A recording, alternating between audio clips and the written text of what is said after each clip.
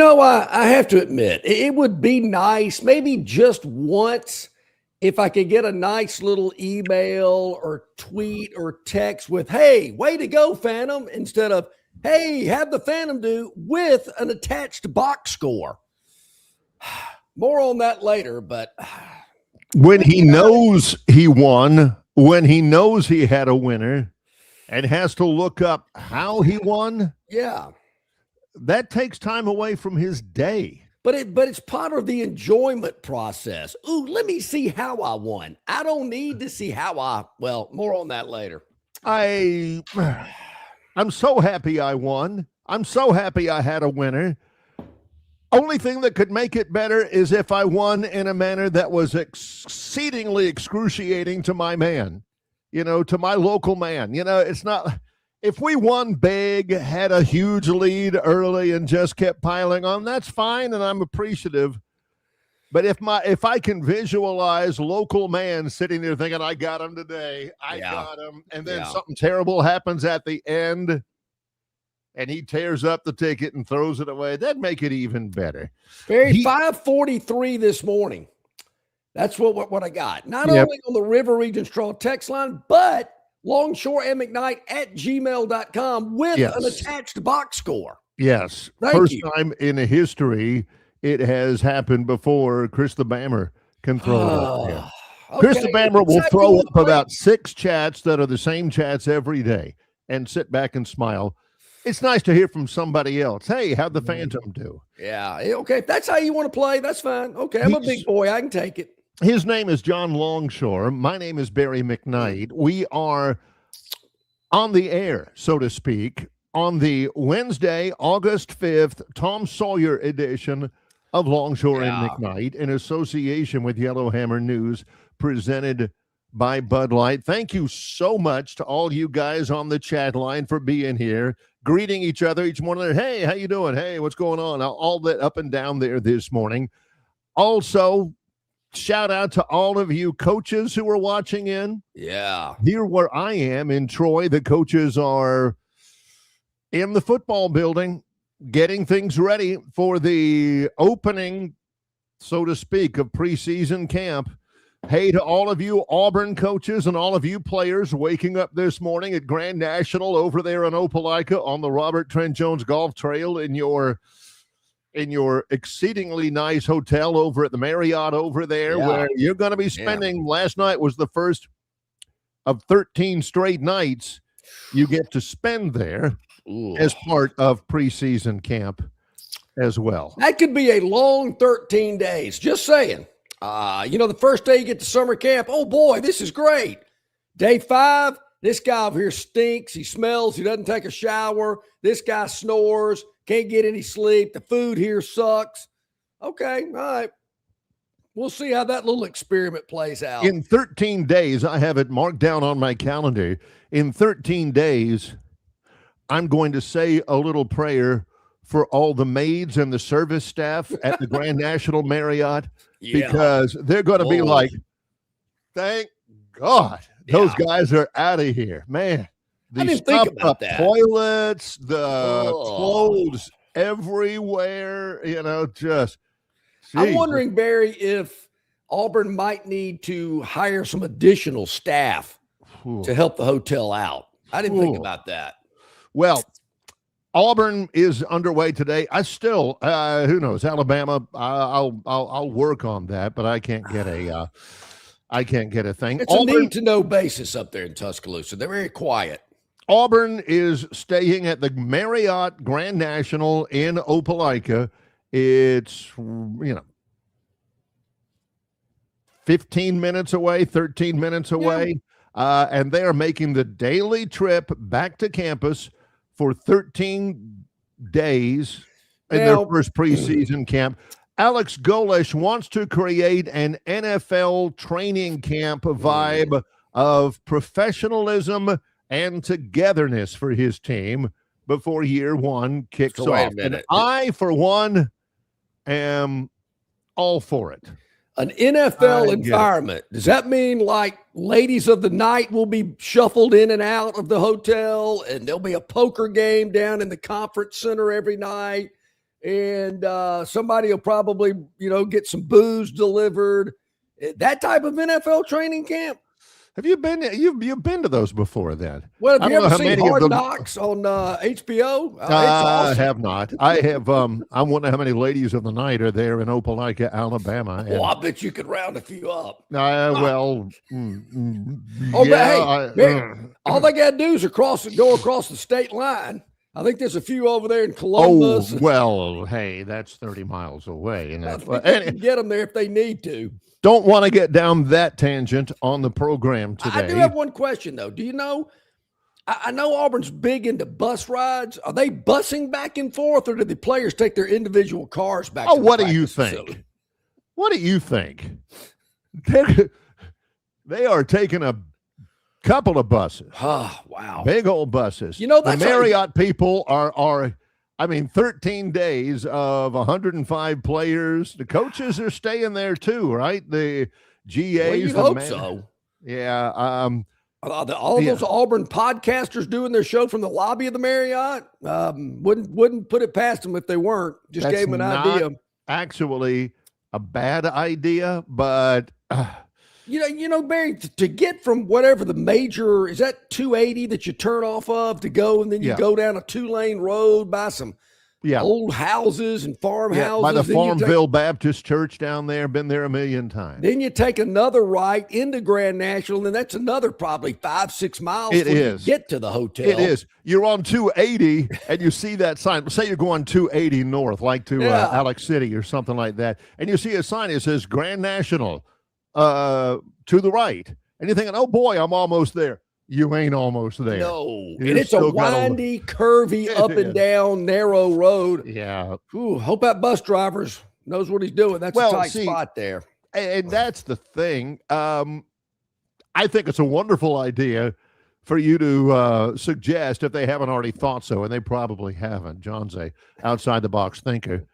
Do your show from the lobby of the Grand National. Yeah.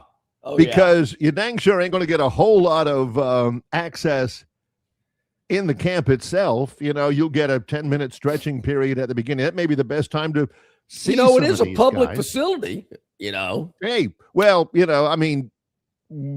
if you get permission from the hotel, Golish can't tell you to go kick rocks. Hey, I go, hotel if they have general any extra rooms available, see. You can, rent out a room for 3 or 4 nights. But do your podcast in your room. It used to be a little bit different because, the season starts September the 5th, and because classes start in just a tad more than a week. I think the classes at Troy start on the 13th. There's not a lot of preseason camp. I think actually there's only, when you count off days and all of that, there's only about 6 to 8 preseason camp practices before you get into, regular camp and, get ready for the season. So you've got to get a lot done. That's one reason why they're spending 13 days together. And at Troy, same deal, the same kind of a calendar. You got to hit the ground running. I wonder, aren't there, back in the day, we talked so much about it. Coach Dye had him out there 2 or 3 times a day. There's a limit of hours in a day that they can be practicing. There is a limit to hours in a week. I know it used to be 20. I don't know what it is now. It's somewhere around there. And John, that ain't just practicing. That's meetings, film. Heck, I think they actually, technically, according to the NCAA, you got to count the length of the bus trip from Grand National to the campus. That's what I'm kind of thinking here. What about the length of time that they're staying together at the hotel? Does that count against that number? Yeah, are you telling me they're playing bingo and they're not breaking film down and having individual position group meetings and all this? They're playing golf. They're out by the pool in the afternoon. I mean, is that considered practice time? Because they're actually not, on their own time.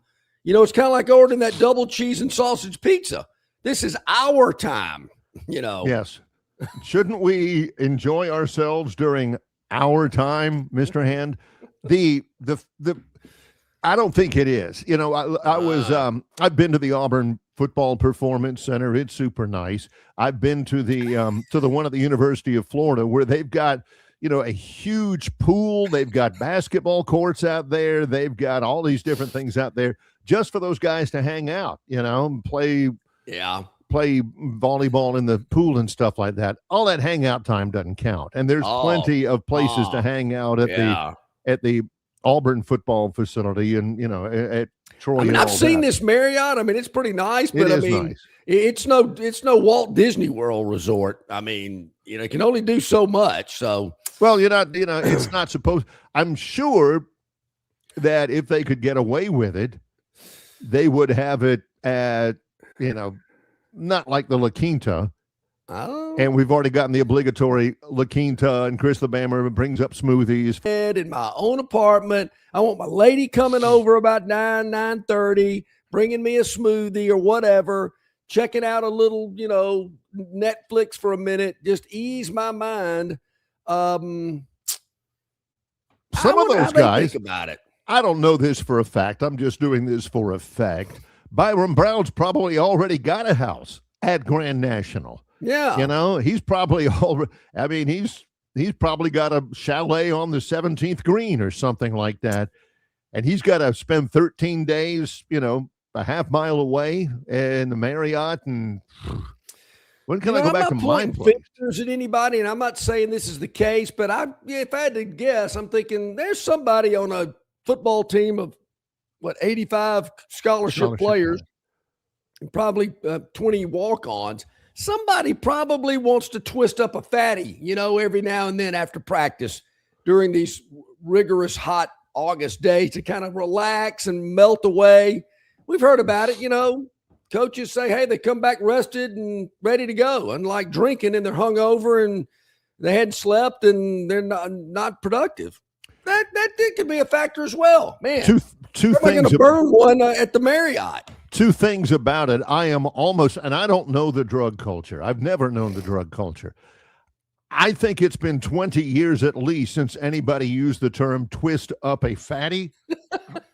that might have gone out right after Ronnie left office. The twisting up of the fatty. I don't see that. I don't. I hear had a that fraternity brother. That's where I first heard that. We had something going on, and maybe it was a long night or whatever. He looked at everybody and goes, man, I'm going home and burning a fatty. That has stayed with John ever since, these 40-something years. And number two, and I'm only saying this, my brother Mike wrote an article one time about that. My brother Mike was a writer for Sports Illustrated for a long, long time about NFL camp, NFL season pain management. I mean, that marijuana, some guys would use that because, by week 5 or 6 or 7 or 10 of the NFL season, your body has taken a pounding. Your joints hurt. You got a headache. Your back is sore, all that kind of stuff. And if you're going to sleep that night, a lot of them, that's what they swear by. I'm not for the legalization. I've got no dog in the fight, so to speak. But I'm telling you, that's a thing. It's going to be 13 days. And they better have some other stuff planned, John. They better have, besides just the hotel and just the training camp. From a football sense, I love it. I get it. I think it's absolutely fine. I think it'll, at the end of the season, if Auburn goes 10-2 and beats Alabama in the Iron Bowl, many of the fans are going to point back to, it really began when we spent those 13 days at the Grand National Marriott. Number one, it ain't exactly like Camp Blanding or Fort Bragg or Fort Benning or it ain't going to be physically a hardship on those players to stay in a super nice hotel for 13 days. But people, who knows what effect it's going to have, but they'll get credit for it. It all happened on those 13 days at Grand National's Marriott over in Opelika. It's a big, it's a big, to do that. The food, it's the hotel care doing it. Auburn's got that wellness center that's world renowned. Why wouldn't you want to eat there every day? Why eat at the Marriott if somebody has some bumps and bruises or injuries? Are they going to have a training room at the hotel to go get ice treatments and wrap-ups and whatnot? I'm sure they've thought about all that. To me, it just seems a little, why go to all the trouble and expense when you got it right there? And they've got to change up some things. It can't just be hotel, practice field, weight room, treatment, hotel, practice field, weight room. You've got to have some other stuff going on there. Hanging out by the pool every afternoon when practice is over.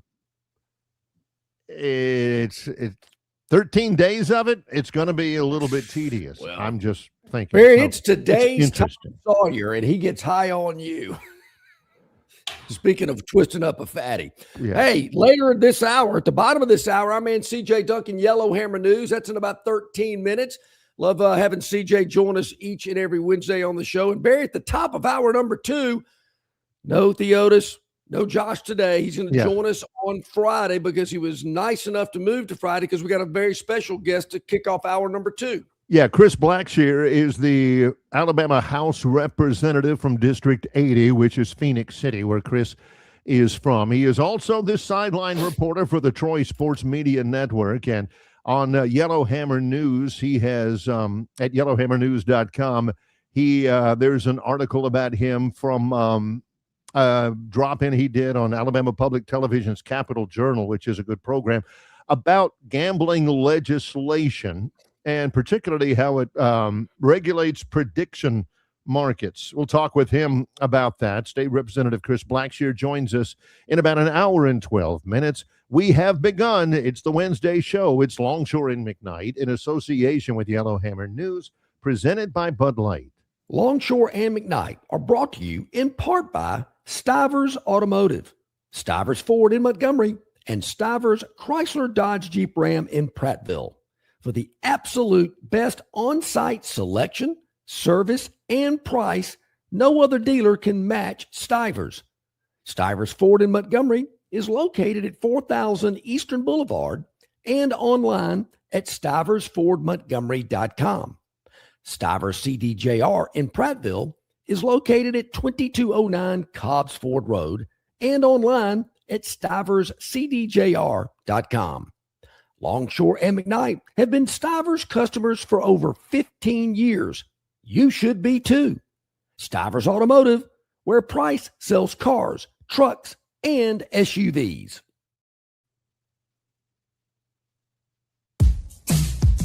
Budweiser, the American lager. A time-honored recipe, true to our original process, brewed using the choicest hops, rice, and best barley malt. Delivering great quality beer since 1876. Budweiser. This Bud's for you. Enjoy responsibly. Copyright 2024 Anheuser-Busch Budweiser Lager Beer, St. Louis, Missouri. Local banking expertise, the newest innovations and technology, personal attention, genuine hospitality. It's all just part of the Riverbank and Trust difference. They invite you to experience it for yourself. Welcome to Banking Above and Beyond at Riverbank and Trust. Locations throughout the River region, locations throughout the state of Alabama.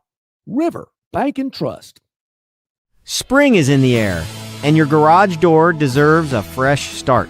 At Dixie Overhead Door, we're helping you get ahead of wear and tear with a $49 garage door tune-up designed to keep everything running safely and efficiently. Even better, it's included for Dixie Cares Plan members. Noticed a problem? Save $50 on any repair and let our trusted team handle it quickly and professionally. Count on reliability, savings, and service you can trust. Okay, welcome back in, everybody. About 20 minutes past the hour on this Wednesday, Longshore McKnight. Hey, hit that like button. Hit that subscribe button. Really appreciate it. Means a lot to us. Helps us with the show to plan and to bring it to you. And really helps us a lot. So hit the like button. Hit the subscribe button. You never miss anything. Always get notifications. Certainly you can check us out on Facebook, YouTube, Instagram, X, Spotify, iTunes. A lot of people run it through their Bluetooth in their vehicle, which is nice. However you do it, we really appreciate it. Also, you can check us out at Yellowhammer News and yellowhammernews.com through their Facebook page. and really appreciate that. So spread the word. We'd appreciate it. Barry, I saw yesterday there's some changes with college football, play-by-play color analysts, sideline reporters coming up this fall, actually into the next 2 years, it looks like. Molly McGrath going to the NFL from the college sideline.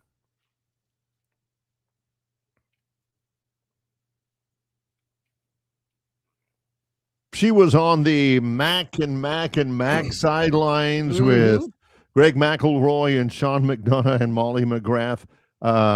She is moving on. The one that I still can't figure out, and you know, I'm a fan, is Cole Kubelik. Yep. Our former compatriot in the Happy Cumulus family. But they have bumped him. He was on a great fun group with our buddy Tom Hart and with Jordan Rogers. Yeah. And I mean, it was Jordan Rogers got bumped up. Tom Hart got bumped up as well, kind of like him in those opportunities. But here's what it looks like, and not every one of them. Chris Fowler, Kirk Herbstreit. Did Jordan Rogers get bumped up? I see he's doing ESPN Friday night games. That's a bigger deal. I mean, it's more exposure. Fowler, Herbstreit, Holly Rowe still going to be together. Sean McDonough, Greg McElroy now joined by Katie George. Joe Tessitore, Jesse Palmer will have Chris Budden. Our buddy Steve Shaw is going to be one of the rules analysts out there. Dave passed away. Yeah, Tom Hart, Roddy Jones, and Quint Kessenich are going to be doing ESPN stuff together. Your guy Louis Riddick is still with Bob Wachuzin. Yeah. So Mike Monaco and Jordan Rogers, Dana Boyle going to be ESPN primetime Friday night, primarily featuring the Big 12 or the ACC. Our buddy Wes Durham is going to be kind of the number one ACC primetime network guy. So the SEC Network primetime night game, Matt Schumacher. Yeah. No clue. Yeah, I like him. I've seen him before. He's kind of moved up. He's solid. Aaron Murray, who played for the Georgia Bulldogs, and Taylor Davis. Don't know two of those three people. Well, the one with Cole Kubelik, he's no longer on the sidelines, which I suppose is a bump up, but he is with Dave Neal doing SEC Network games, but at least he's a sideline analyst, along with somebody named Tori Petrie. It looks like he's going to be the color analyst. Yeah, that's what I'm saying. That's what. He got bumped up from the sidelines. And that's good. I think he's great. I just like that Tom trio at night, though. I thought Tom Hart, Jordan Rogers, and Cole was great. The three of them, I thought, why'd they break that up? Why are they breaking the band up? That was so much fun. I did enjoy that a lot. But he's, I hope the money's right for him and all that, whatever. But the other ones, our buddy Tom Luganbill with Jay Alter and Lauren Sisler. He used to be with Matt Berry on those Thursday night games. Yeah. Of course, Matt's doing the pregame show on the SEC Network now. Yeah, but he may not be. They may be changing that for Alyssa Lang. Maybe. I don't know for sure. I've heard that rumblings amongst our people. It might be Alyssa Lang doing the studio stuff instead of Matt Berry. I don't know, but there is. I did wonder that, Barry, if somebody went, no, wait a minute, you're getting rid of a female and you're not replacing her with a female. I mean, I did think that in this day and age, while Matt Berry was getting that role. I mean, I like him. He's pretty good. He does college football final, which I like him on that. They don't ask me, obviously. But that's what it looks like anyway. And just the ESPN stuff. I haven't seen anything, any announcement or release about what's going on with Fox or with some of those other subsidiaries. Notre Dame, it used to be Jack Collinsworth, and then last year it was somebody else on NBC. Who knows? But I kind of follow that just to see, who's working and where they're at and all that. As far as the pregame stuff, don't ask me. I was a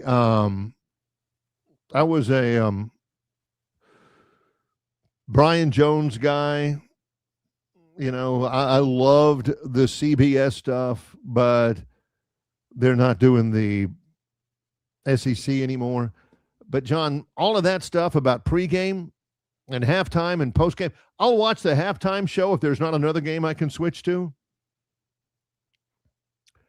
But other than that, I'm out to lunch on all that. That doesn't. Yeah, I might have it on in the background, but I'm not sitting there watching it with 100% attention focused toward the screen. The picking of the games, I'm over that too. I do like, there again, I mentioned the post game. College football final. I do like that. If I'm up that late, but it's on again early Sunday morning, once you miss it, they replay, they put it on a loop.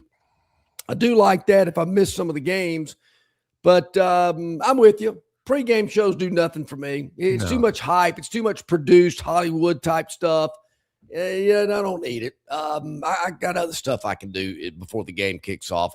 Halftimes, I'm kind of the same way. I know the scores. It's on my phone.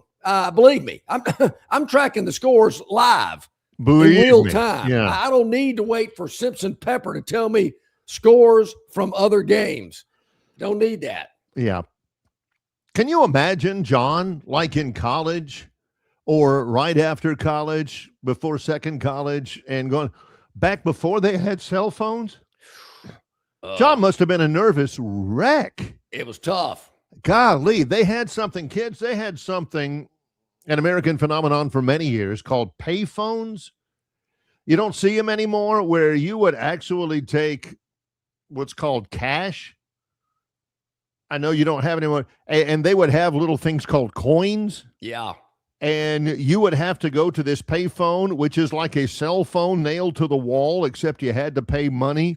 And you'd put, a couple of quarters in. And you'd say, hey, man, what do you got on that West Texas State game? That's right. Oh, okay. Well, they've still got fourth quarter. Maybe we're okay with that. All right. What about Purdue? What do you got? That kind of stuff. Otherwise, you are, golly, it feels like Little House on the Prairie. You are sitting there, John, in the stands watching a game, and you got no clue about any of the other games. Yeah, Simpson Pepper, who for 9 eons was the stadium voice at Bryant-Denny Stadium. He's like right. Carl Stevens, who was there forever at Auburn. In scores of other games, and a hush would come over the crowd. Honey, shh, shh, shh.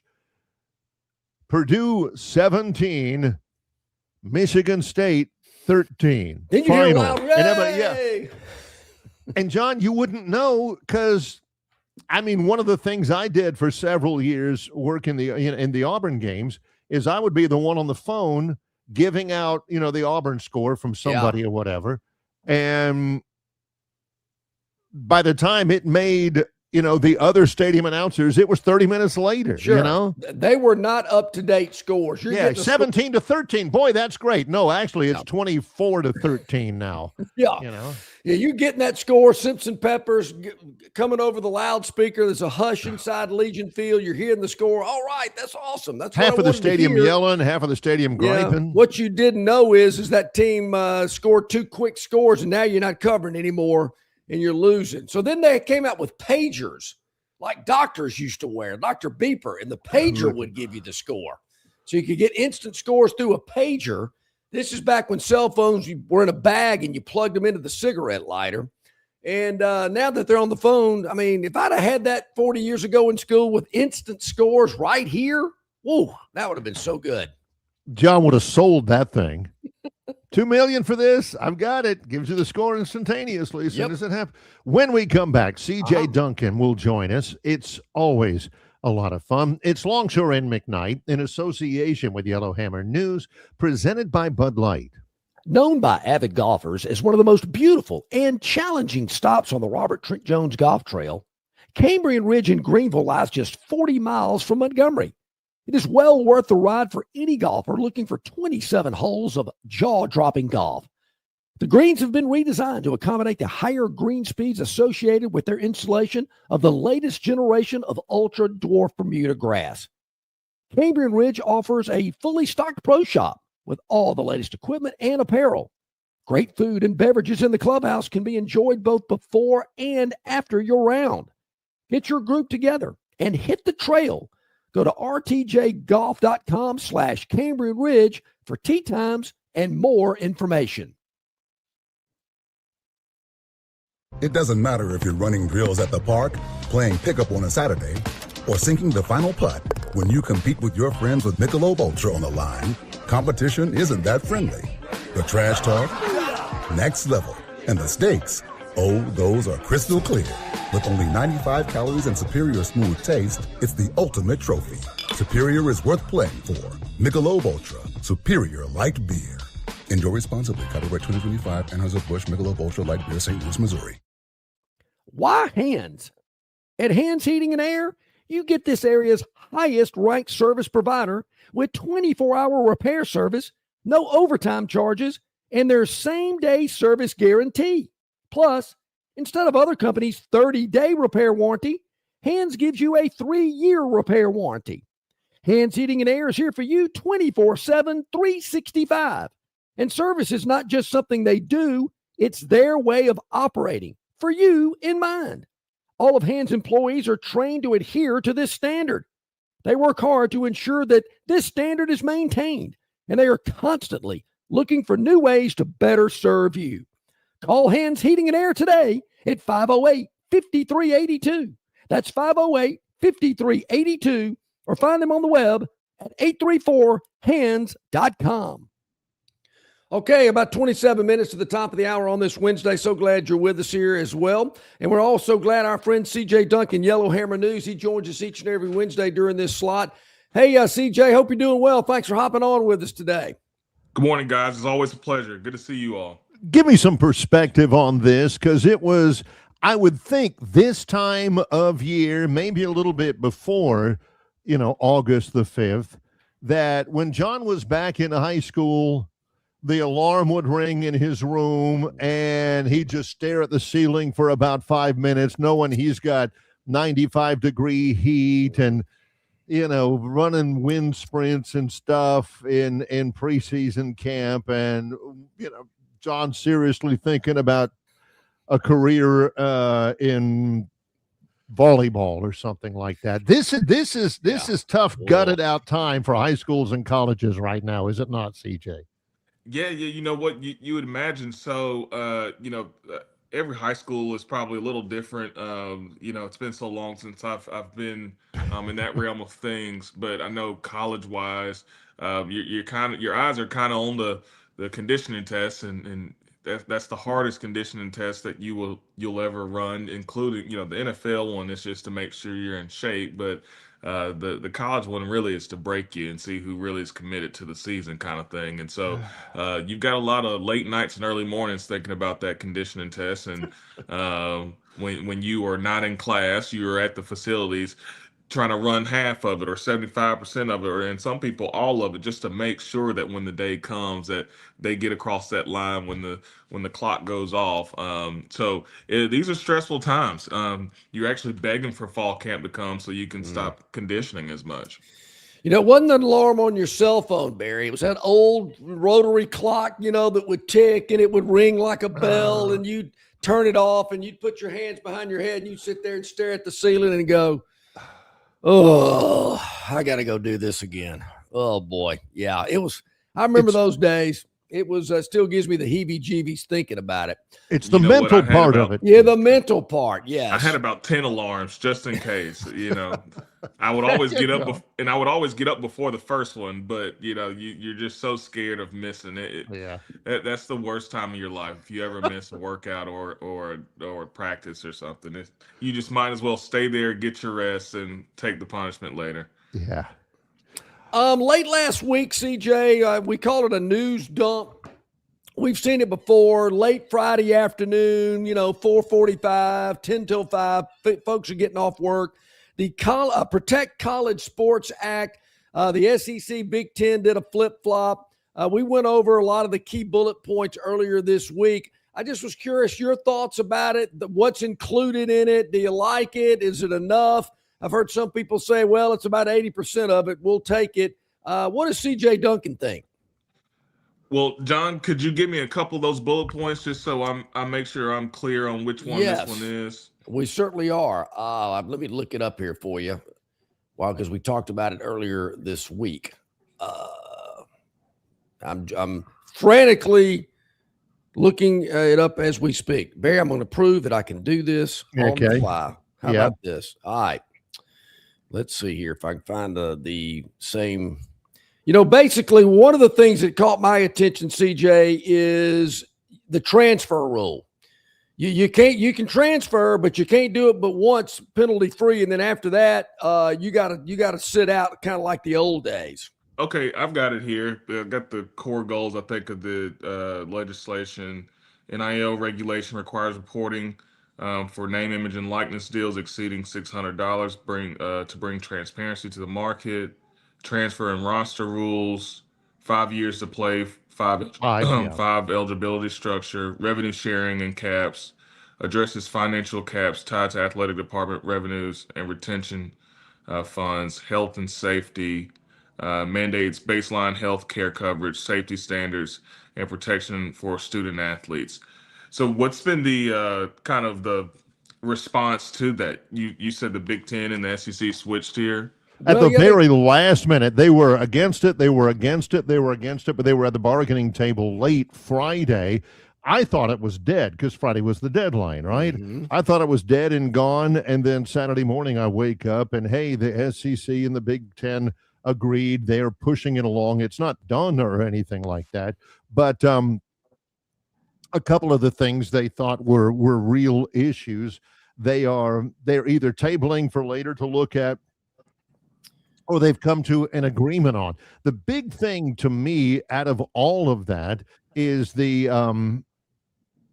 is what the universities are interested in, is the caps on income. The school can only pay so much, but you have, if you have an entity, if you have a financial institution, say, that wants to pay the student athlete a certain amount, that is capped to a degree, but everything has to go through, and show that it's bona fide through the clearinghouse or whatever they call it. Yeah. And guys, we talked about it, I believe it was last week or the week before. And just based on this quick synopsis that I do have of this legislation, it looks like they took out any conversation about TV rights, and I don't know if there's that private right of action that's still in there. Those are things that we talked about being a big issue, or at least I thought would be a huge issue. That's the only way you could get these big conferences to kind of turn around and get on board with this thing. And based on what I'm seeing, that's what happened. When it comes down to money or the liability of being sued, no big company wants that. And so in order for them to be able to move forward and feel good about it, which I'm assuming Ted Cruz felt the two big conferences before he brought it to a Senate vote, he wanted those two big conferences to be on board with him in order for this to move forward. And so it makes a lot of sense. Nothing's perfect, but I mean, when you talk about healthcare coverage for the guys, I love the transfer rule. Yeah. they're doing their best, right? We don't have anything currently, and I think this thing could potentially be ever evolving. But transfer rule, and I love the idea of the healthcare, just because things start to happen even after you're playing. Yeah. And if guys have the resource in order to take care of themselves mentally and physically, I think I can get on board with that. Let's talk specifically about two that I think most fans and players probably recognize and are familiar with. You mentioned the transfer rule. You get one transfer penalty free. The second requires you to sit out a year. Of course, we call this the TJ Finley rule because we were talking about him earlier. I think he's played for 7 different schools or something like that. He played for 7. He was for 6. He was enrolled in 7 because he was in spring at Tulane for about a month and a half. So I mean, I get that. You get one freebie, but after that, it's going to cost you. Yeah, I mean, I like it. I mean, we had to sit through that. It made you think twice. It made you just kind of make the best decision and mature decision that for yourself and for your family. There was no transfer without sitting out unless there was some type of hardship, but you don't wish that hardship on you because it had to be pretty significant. So, Right. it's nice that it's kind of getting back to the old ways, and I understand certain situations are pretty bad, and you need to get out of there. There's a lot of guys that may say, "Hey, I want to just do something different," and I'm from Georgia, but I want to go to USC just because I got an offer. Haven't talked to them that much during the recruiting process, but I've always played with them on the video game, and I love Reggie Bush. I mean, guys think that way. They really do. I love the uniforms. Yep. They're Nike. So let me go all the way out to California. You get homesick. The culture is a lot different than what you think it is. They don't like us Southern folks, if you didn't know. And then you're not getting playing time on top of that. Yeah, maybe it is time to go back to Georgia somewhere, whether you're going to Tech or UGA or whatever it is. But after that, I think now we got to just stay committed and understand that we got to, just like life, there's going to be ups and downs, but you just got to keep rolling, keep showing up. You talk about going back to the old ways, and give us some anecdotal evidence on this, because we've talked Auburn, in a lot of schools, Auburn is, Troy is, they're starting preseason camp today. At Auburn, Alex Golesh has got them for 13 days of camp at the Grand National Marriott in Opelika. They're spending all 13 days, started last night, at the hotel all together. No cell phones, no girlfriends. And as a matter of fact, the last couple of days of it, they actually have class and stuff. Class will have started, but it's hotel, meals, and everything. Then you head to the facility for preseason camp. It sounded familiar back in the day whenever, everybody was staying at Sewell Hall or at Bryant Hall or whatever like that. Is this effective? Will this be effective for Auburn to do this? Do you think, is it worth it? Yeah, no, actually, I think it kind of feels like we're getting back to an old Auburn, and I'm appreciative of that, because it is about locking in, focusing, and not trying to follow current trends or make somebody happy so they don't transfer. No, you got to do what's right, and sometimes I've been in their shoes. I've been 18, 19 years old and thought I knew every answer, and I don't, and I didn't. And so sometimes you need an adult in the room, and the adult says, "Hey, look, I'm not going to even put it in front of you. Okay, look, I'm not going to give you the opportunity to have that temptation to invite this girl over to the dorm or to sneak out because everybody's going to the bars on Friday." None of those things are going to happen. So we're going to remove you from the situation. You don't have a car. You probably came over here on a bus or whatever it may be. Let's just focus on football. Football is why you're here. Football afforded you this opportunity to go to school for free. Let's focus on football. All that stuff will be there. And trust me, that girl will probably like you a little bit better if you were good at football. So let's do that. Yeah, I hear you, CJ. I just wonder, in this environment and in this day and age, and with NIL and 7-figure deals and guys having their own house, thinking, whoa, tap the brakes here, coach. I didn't sign up to be sitting in a hotel room with some other guy that snores all night that I can't sleep. This ain't, and I got to see my girl. I mean, I got to see her, I don't know. I just wonder with this day and age how that's going to fly. That kiss will be just as, it's going to be so much better because you waited. But look, if you got NFL superstars staying in the hotels for camp, then you've got to do it. I saw Larry Fitzgerald do it, so Yeah. It's just 13 days, 2 weeks. And really, it sounds like they're staying 13 days, but really the hard part of camp is really like a 6-7 day stretch where you've got pads on and you're really getting after each other, and guys are fighting for positions and things like that. But after that stretch, now because the season comes up so fast, you kind of have to start game planning for that first game. You know what I mean? And so camp is definitely not as hard as it used to be. My freshman year was when we could still do 2-a-days. Oh, wow.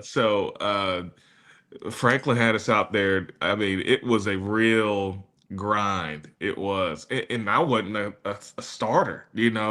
I was out there and it was tough and it was hot, but I'm not in the, in the mix of everything at the time. But camp is going to be tough, and the coaches are going to push you. But it definitely isn't as bad as it used to be, though, for sure. So you can get through it. Other than the 2-a-days, did you ever master fall camp? I mean, what was it easier before your senior season than it was, say, your sophomore season? Did it get better for you? Yeah. So it got better once you have the same coach for multiple years. So you kind of understand their tendencies and things like that. And as you become older, you also understand that, if they give you 30 minutes, go take your butt to sleep. You know what I mean? You're not trying to play video games in the next room, or you're not trying to go do this. Sleep is the part that gets you the most, right? And sleep is, for anybody, even non-athletes, sleep is the best healer of all things health-wise. And so, not being young and dumb and thinking you're going to stay up all night and then get ready for practice the next day. It's, hey, look, even at the facilities, man, get you a cot, get you a mattress, little whatever, and go to sleep. Find a couch, go to sleep. Don't try to stay up and play video games all day or whatever. Go chasing around something you shouldn't be. That's how you survive camp. Go to sleep. There you go. I love it. There you go. I don't think Joe Namath and Kenny Stabler subscribed to that type of pregame regimen back in the day, based on the books that I've read about their time. Now, listen, once the season gets going, you've got a ton of you've got to control your life the way that you control it. But during camp, when things are going this fast right here, and you don't get back to your room till after 8:30, and you're up at the facilities before 6, just go to sleep. Barry, did Snake leave Tuscaloosa, drive to Foley, where he's from, and tried to drive back, and Coach Bryant was waiting on him? Yeah, tapping his foot. Just think how much better he would have been with a little sleep. Kidding. Just a little bit. All right, I think there was a female involved in that trip. Usually, I think that's been the most obvious answer today. Thursday night, Canton, Ohio, NBC, NFL preseason begins with the Hall of Fame game, the Panthers against the Cardinals. Is there a real solid football reason why fans should watch that? Because it ain't all about the football, is it? Football wise, man, it's just support the guys that that you watched in college and that may have gone to your favorite team, whatever. Though it means a lot to those guys. They're fighting for their livelihood right now, and so they would really appreciate the support of the folks that watch them grow up and become men and get to the point that they're at. But other than that, if you're talking about, I want to see what the final version of this team's going to look like, then Thursday's not that day. But, all those Georgia fans, Carson Beck's going to start this Thursday. And so you get to kind of see who he developed into. And I'm sure there's Auburn and Alabama players on the field somewhere. They are every game. So, support those guys. They're fighting for their lives. They need all they can get because it's a tough and stressful process. But also, I think the game more than anything is about celebrating those guys that got into the Hall of Fame, and I'm very proud to say that I was able to spend some time with Larry Fitzgerald, and to me, he's a top 3 receiver of all time. So them acknowledging him for who he is and the hard work that he put in, he has the stat. He's one of the only, actually, I think he's the only player in history that has a stat as a receiver where he has more tackles than drops in his career. And that shouldn't go over people's heads. Man, wow, that is what a stat. I didn't know that. He's a pretty good golfer as well. I've seen Larry play golf. He can stroke it, no doubt about it. He absolutely can. So obviously he's making tackles after an interception, I'm assuming. Yeah, that's right. Yeah. Man. Outside of Carson Palmer, I don't know that he had too many great quarterbacks. So, so he had to make a lot of tackles, but he's a phenomenal guy. And even Luke Kuechly, I've watched him from a distance, never met the guy, but man, what a savant. And Drew Brees as well. And so this is a really good class, actually, for the Hall I of agree. Fame. I agree, 100%. Mm-hmm. Really good visit with C.J. Duncan, Yellowhammer News. Always a pleasure. Look forward to going again next week and talking about some of the stuff we've learned in the first week of survival. Yeah. Well, we're getting close. Football is finally back. The dog days of TV are coming to an end, and I'm excited for it. There you go. We are too. Looking forward. Thank you so much, CJ. See you guys. Y'all have a good one. Buddy, you two have a great week. CJ Duncan, Yellowhammer News, joining us here as he does each and every week from Yellowhammer News. Always appreciate his insight and analysis. Great stuff. Hey, we got a lot more coming your way today. Don't you go anywhere. Yep. Chris Blackshear, state representative from District 80, will join us to talk about the status of sports gambling in Alabama and the future as he sees it.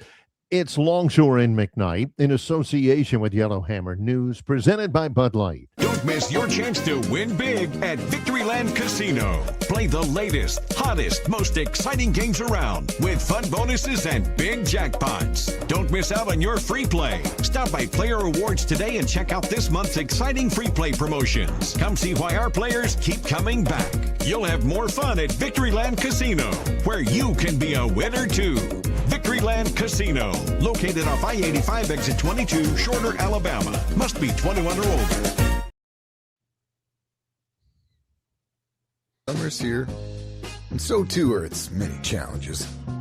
Heat that won't quit, beers that won't fit, hammocks that won't hammock, screen doors that appear out of nowhere, flips that flop a little too much. That's why it's important to keep it simple. Keep it cool, keep them coming, and keep it easy. Easy to drink, easy to enjoy. Bud Light. Phoenix Physical Therapy is ready to help patients recover, recharge, and rise. They develop a customized therapy plan for each patient to get them back to enjoying their favorite activities. Their experienced team is committed to providing exceptional care in a professional environment. Whether you're looking to prevent or treat an injury, recover from a recent illness, or recuperate from surgery, schedule an appointment with one of their clinics and take advantage of physical therapy, athletic training, workers' comp, and employer solution services. Get back in the game, get back to work, and get back to life with Phoenix Physical Therapy. To find a location near you and to schedule an appointment, go to phoenixphysicaltherapy.com. That's phoenixphysicaltherapy.com.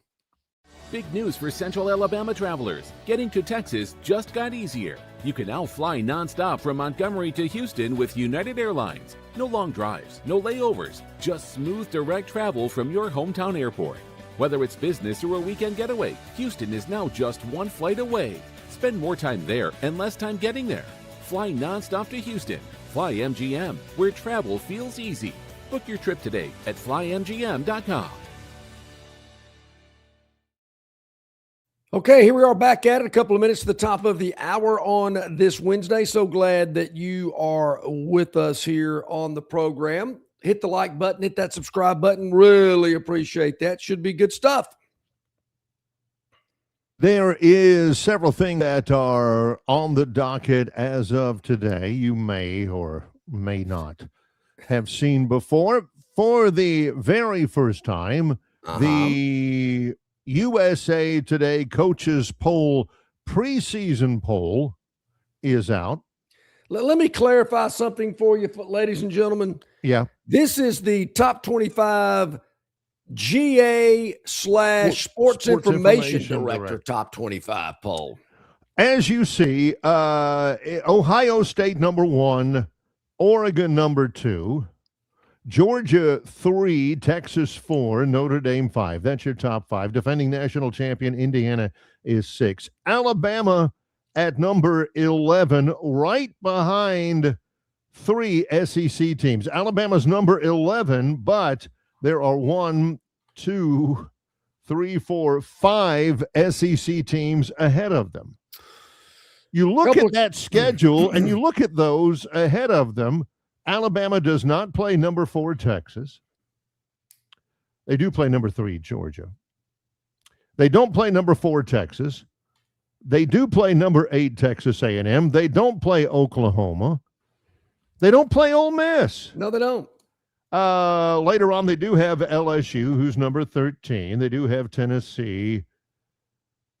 Do they catch a little bit of a break in the schedule, not having to play Oklahoma, Ole Miss? Where's LSU on this poll? LSU is at number 13, right ahead of USC.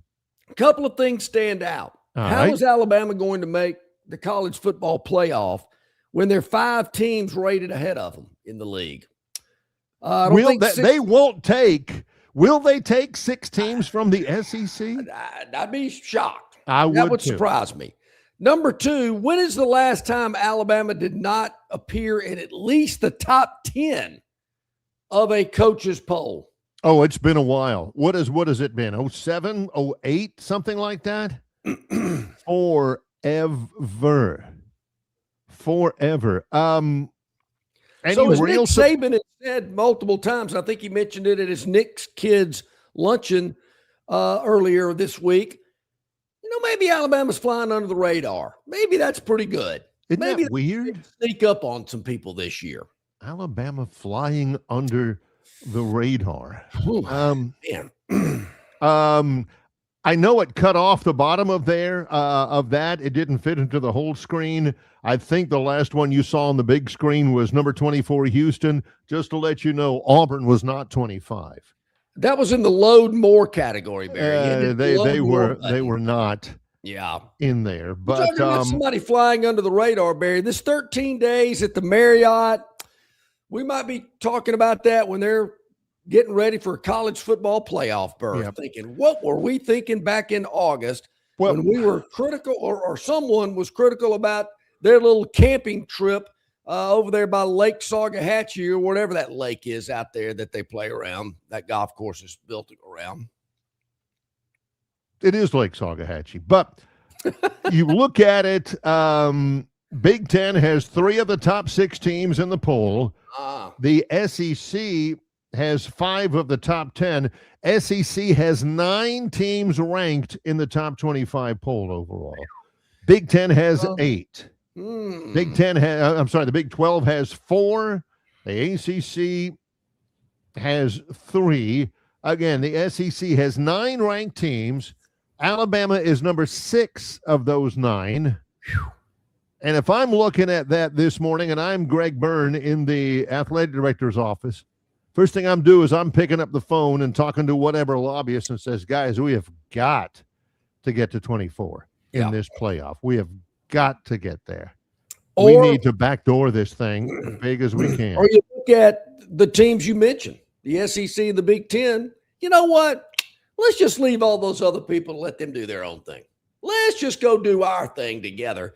We'll call it the Big Boy League, and we'll play each other, and the TV networks will be fawning all over us, and the ratings will be through the roof, and we'll be making tons of money. Well, what about those leagues? Well, what did Mortimer say when he said, your brother, he's not well? Bleep them. So, that's just the harsh reality of it all. But the highest ranked team that's not a Big Ten or a big or an SEC team is Notre Dame at number 5. Yeah. Well, you know what? We're going to put a little pressure on the Irish.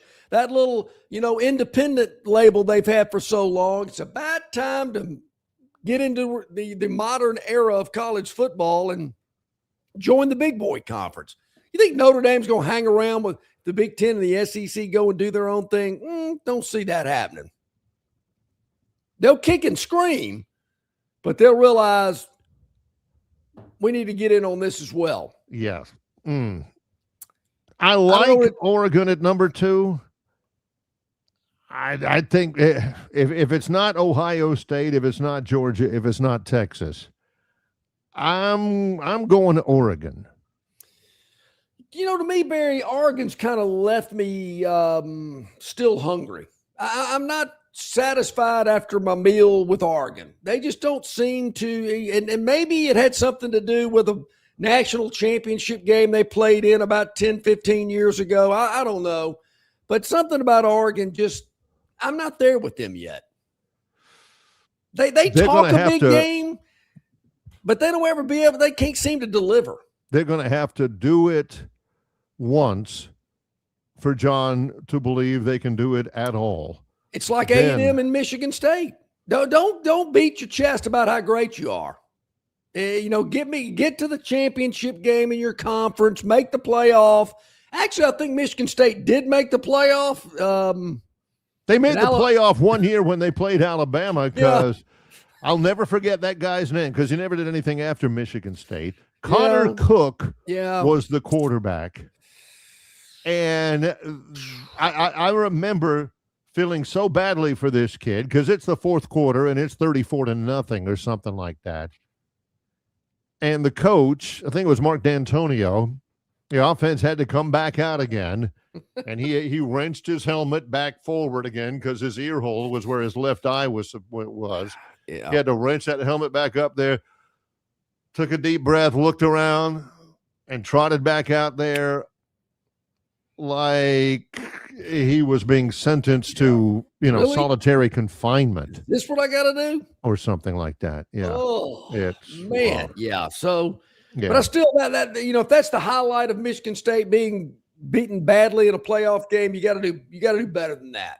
Got to do better than that. So, so that is out. That is the coaches poll. And they have a listing of all the coaches who are on it. Yep. Alex Golesh is not on it. Well, maybe he is. I don't know. It's a lot of people. Sumrall's on it. I know that. But it really, to be honest, you could get Tibetan monks in a Buddhist monastery, and they probably have seen as much film and know as much about the personnel of some of these teams as some of these coaches do. Because number one, they ain't paying attention to them if they're not on their schedule. And number two, they don't know, hey, wait a minute, we got Missouri State on our deal. Does anybody know anything about them yet?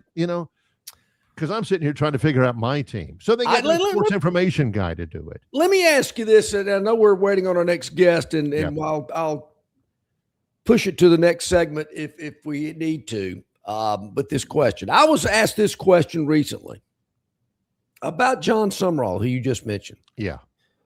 Spent 2 years with him at Troy. Know him pretty well. Yes. Kind of an old school, he kind of got that Pat Dye feel to him a little bit. Just a percentage, just a guess. We're just, throwing stuff and see what sticks. If things don't go well with Kalen DeBoer, or maybe Lincoln Riley gets released at Southern Cal and DeBoer wants to go back out west and be the head coach at Southern Cal, you think Greg Burden would try to take a shot at John Sumrall? You think John Sumrall would be interested in the Alabama job? He's an Alabama native from Huntsville, I believe, grew up in Huntsville. Yeah, true. Grissom High School. So it was posed to me, and I thought, well, obviously it's extremely early, and we don't know what Summerall's going to be able to do when he gets to Florida. Let's see what happens. And Florida's got enough money to keep him, but I don't know. I just thought about that and wondered if, I don't know, just file that away. How about that? Oh, you're talking hypotheticals. Saban would throw you out of the press conference if you were talking hypotheticals. You don't deal with hypotheticals on this program. Well, we are in hour number 2. He's John Longshore. I'm Barry McKnight. As promised, Alabama State Representative Chris Blackshear from District 80 joins us. Chris, appreciate you being with us, man. Thanks a bunch.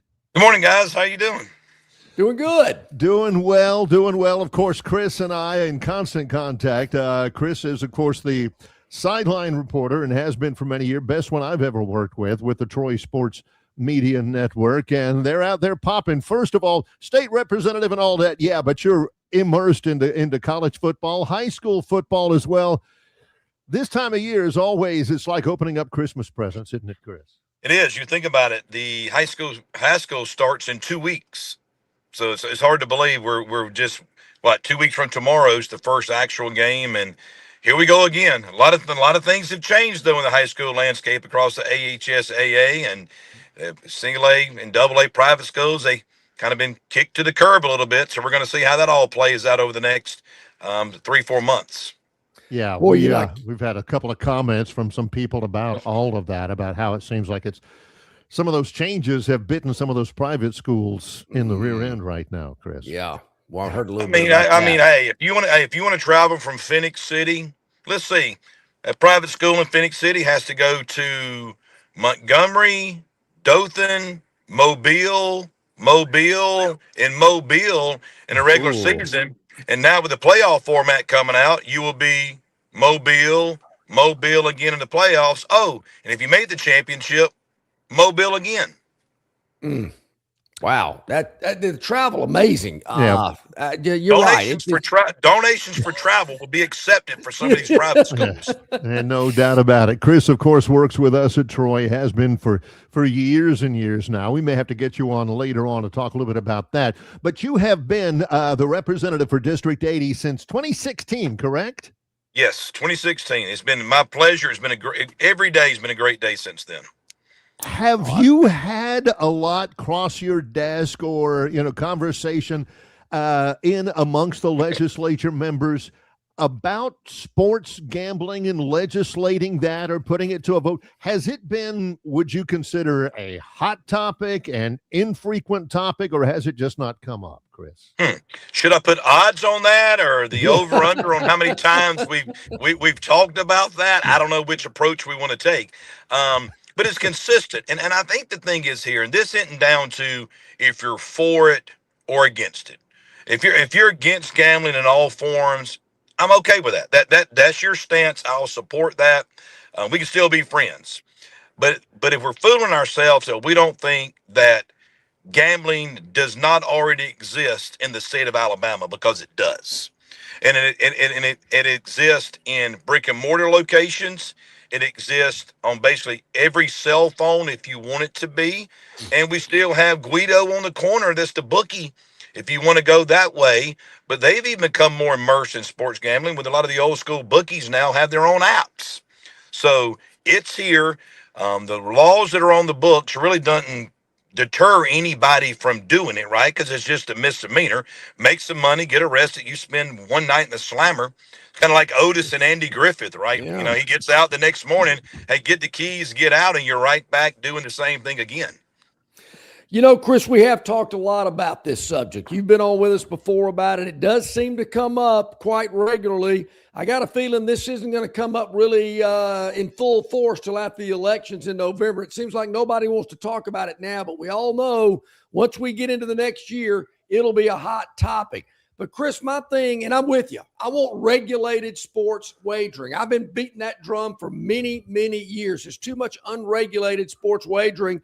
I'll never forget years ago, Danny Sheridan, one of the most well-known handicappers in the nation, who's from Mobile, made the statement, there's more illegal sports wagering per capita in the state of Alabama than any state in the union.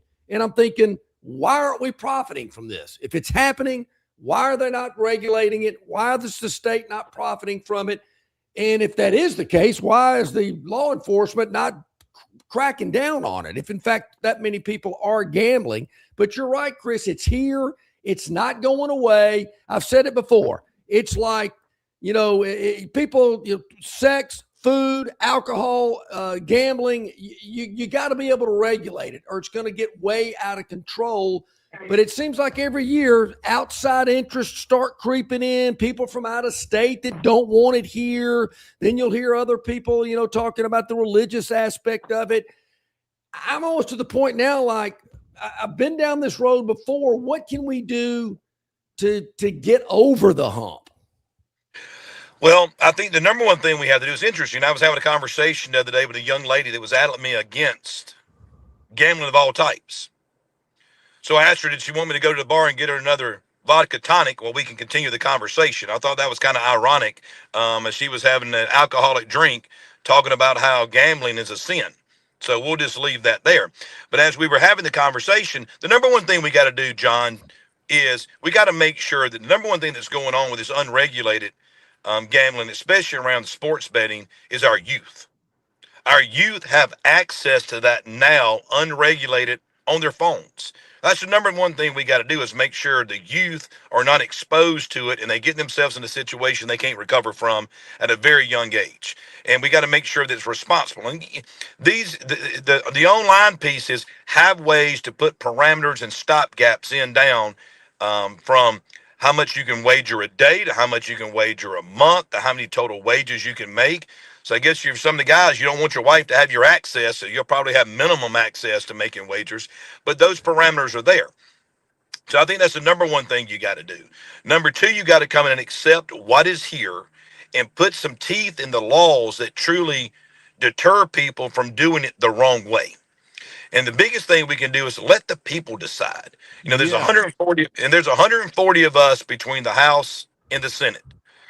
Do we think the 140 of us, we were sent there by our 50,000+ people in the House district, 150,000+ people in the Senate districts, but let them vote. If you look at polling, it's over 80+% of the people in the state of Alabama want to have the right to vote. So let's let them. And then it gets down to guys where you hear some, well, I'm okay with the lottery. I don't like the sports betting. I don't like the brick and mortar casinos per se. That's fine. But the last time I checked, you can't be half pregnant.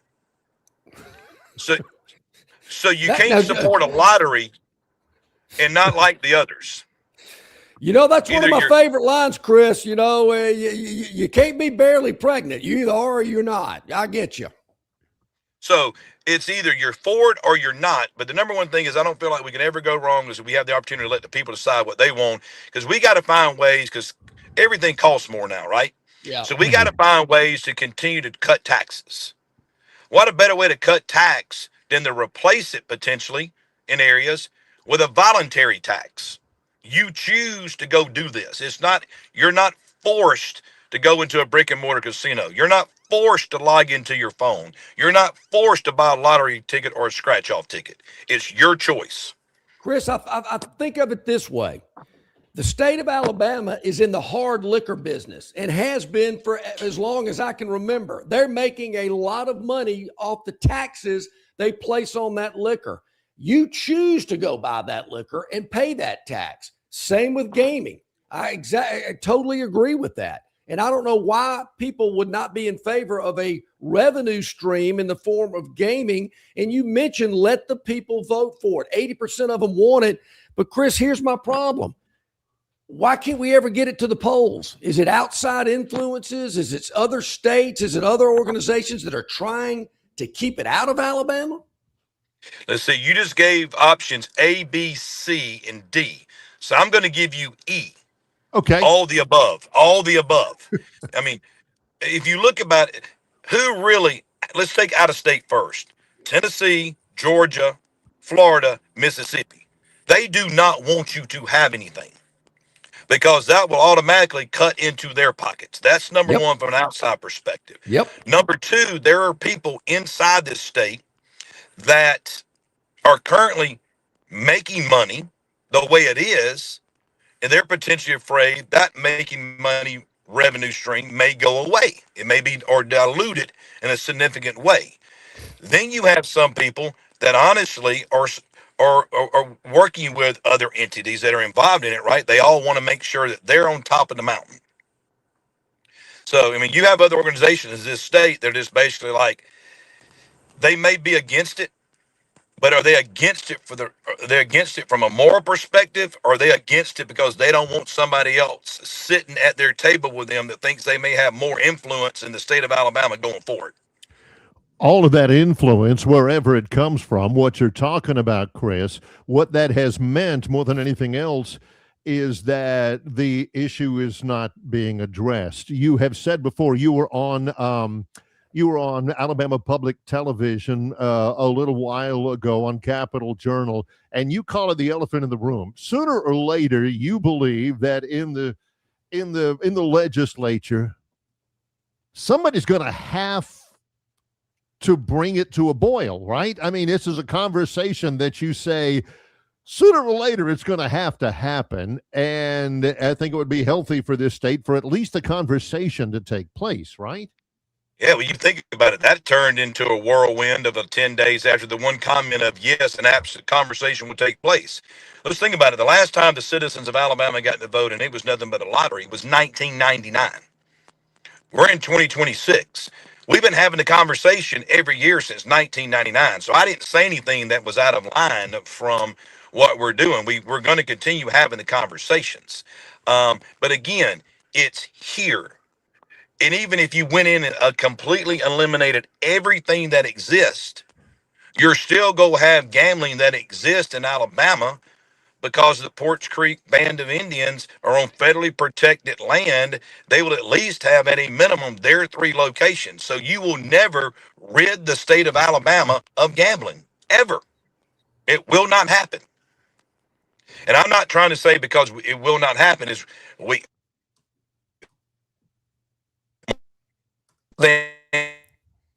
conversation about how do we capitalize off what is happening so we can continue to cut taxes and offer more services and stuff for the citizens of Alabama. And that's why I'm excited about a new administration coming in. A new administration always comes in with fresh ideas, fresh approaches.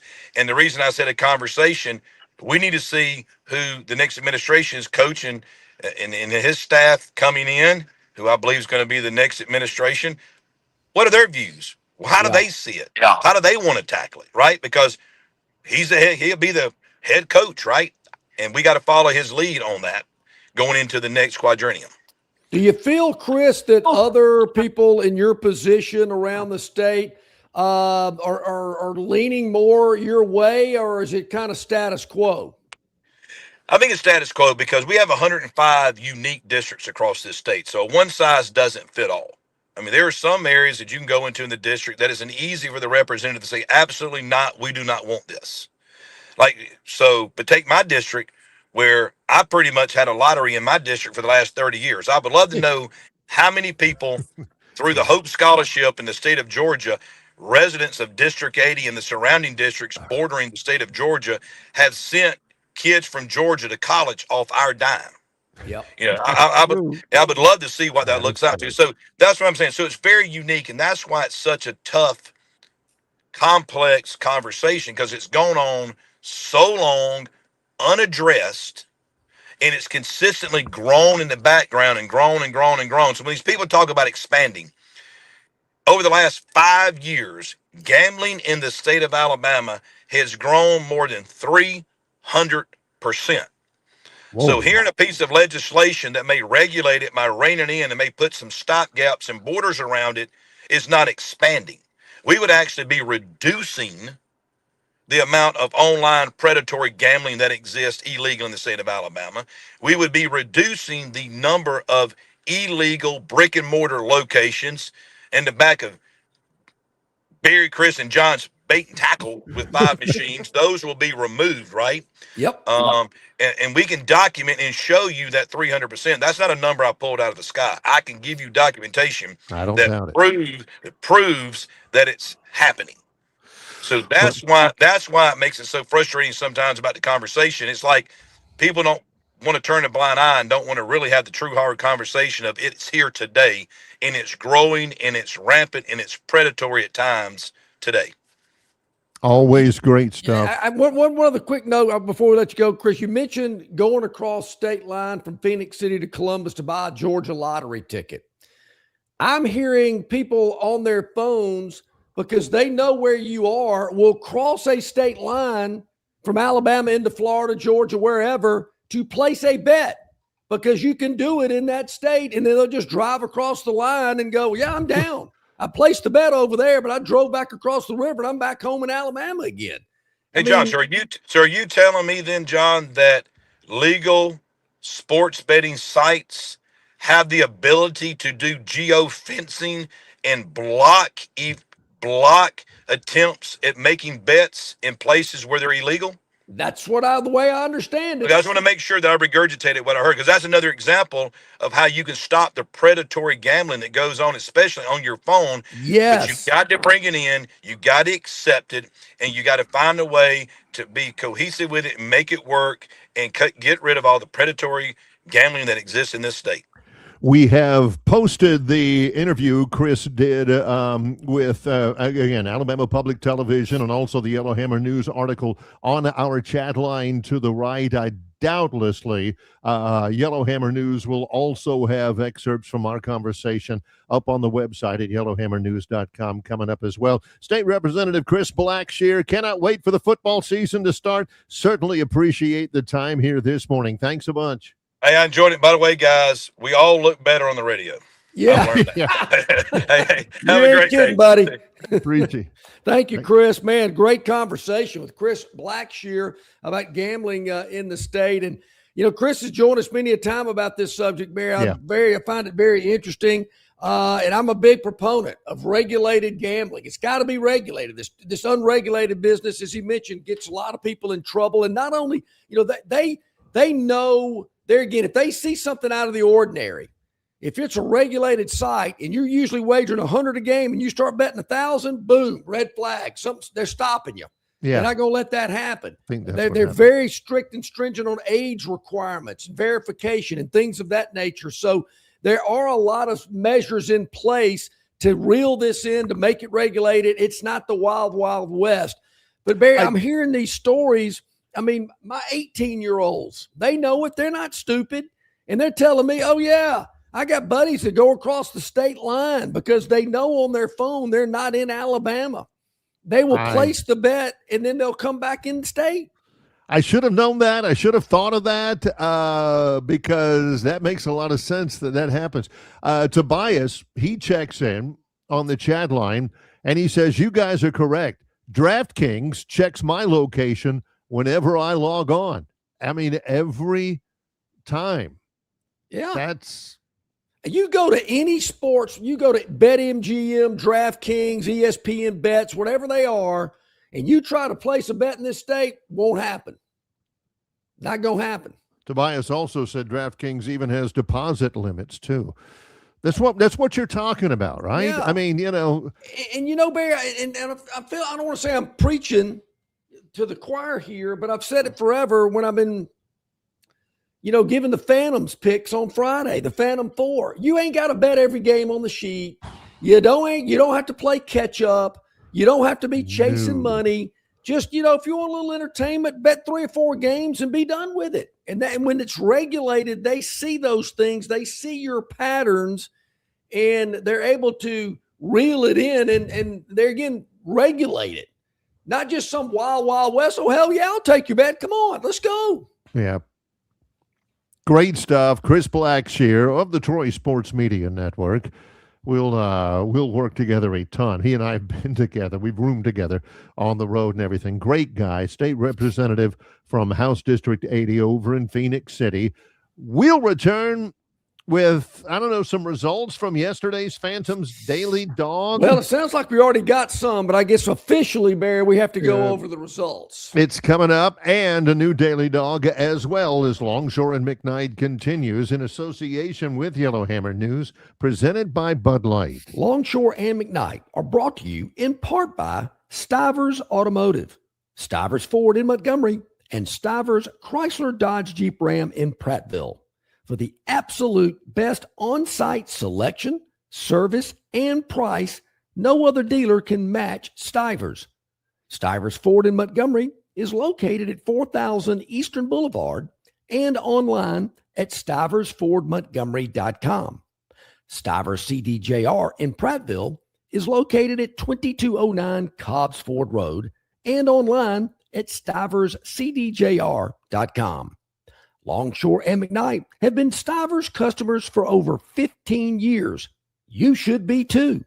Stivers Automotive, where Price sells cars, trucks, and SUVs. The Bush Guide, cold and smooth survival skills. If you encounter one wolf, chances are there's a pack nearby. Fortunately, the same applies to beer. Head for the mountains of Bush. The Bush Guide, cold and smooth survival skills. To avoid going in circles, make note of recognizable landmarks, like that. What's wrong with going in circles? Different circles, Ross. Okay. Head for the mountains. The Destin Connection Seafood Market at 3750 Norman Bridge Road in Montgomery has the freshest seafood direct from the Gulf of America.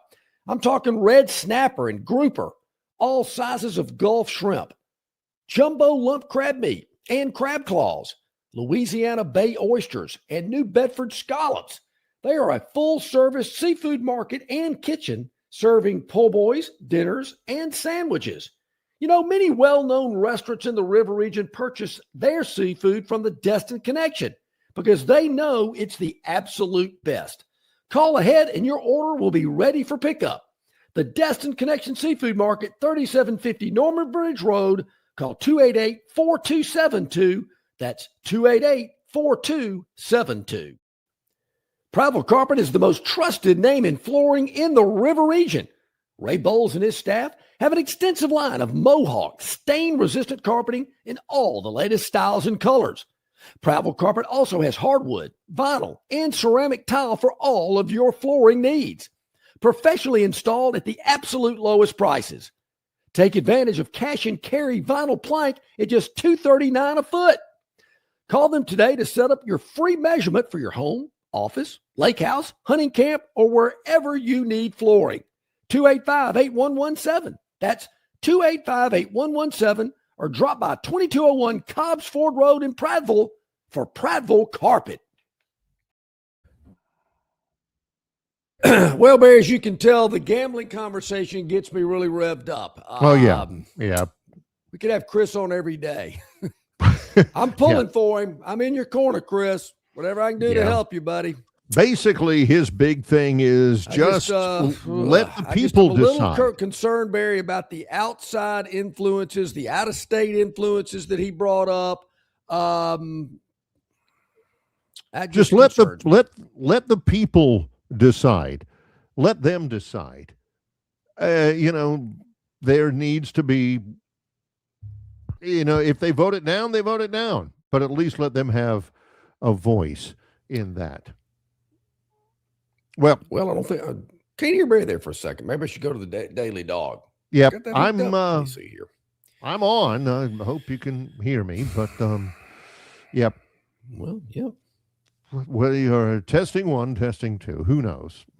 But yeah, it.